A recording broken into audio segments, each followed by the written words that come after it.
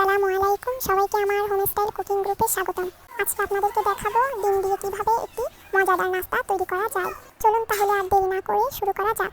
প্রথমে আমি 1 কাপ ময়দা নিয়েছি, তার মধ্যে দিয়ে দিব সামান্য পরিমাণ লবণ আর দিয়ে দিব সামান্য তেল। এবার ভালোভাবে হাত দিয়ে সব মিক্স করে নিব।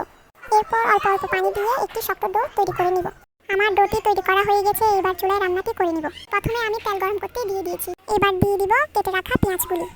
ভালোভাবে সব নেড়ে চেড়ে নিব। এরপর দিয়ে দিব কাঁচা মরিচ। এবার ভালোভাবে সব নেড়ে চেড়ে দিব। এইবার দিয়ে দিব 1 চামচ হলুদ, 1 চামচ মরিচ আর রাঁধুনি মশলা। এরপর ভালোভাবে সব আবার মিক্স করে নিব। মশলাটি পুড়ে না যাওয়ার জন্য দিয়ে দিব সামান্য পানি। এরপর দিয়ে দিব টমেটো সস। ভালোভাবে আবার সব নেড়ে চেড়ে দিব। এরপর দিয়ে দিব পরিমাণ মতো লবণ। এখন দিয়ে দিব ভেঙে রাখা ডিমটি। এইবার ডিমটিকে ভালোভাবে ভেজে নিব। এবার ডিমের সাথে ভালোভাবে মশলাটা মিক্স করে নিব। মিক্স করা হয়ে গেছে, এবার দিয়ে দিব ম্যাগি মশলা। ভালোভাবে নেড়ে চেড়ে নিয়ে দিয়ে দিব কেটে রাখা ধনেপাতা। রান্নাটি শেষ হয়ে এসেছে। এবার গোল করে একটি পরোটা সাইজের বেলে নিব। এবার দিয়ে দিব রান্না করে রাখা ডিমটি।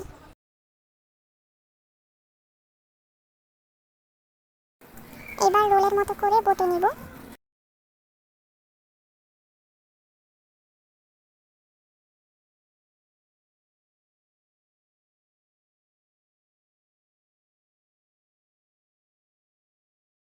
আমার রোলগুলো তৈরি করা হয়ে গেছে, এবার ভালোভাবে সব ভেজে নিব।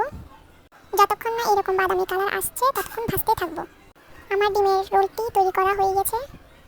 আমার রেসিপিটি যদি আপনাদের কাছে ভালো লাগে তাহলে একটি লাইক আর কমেন্ট করে পাশে থাকবেন। ধন্যবাদ।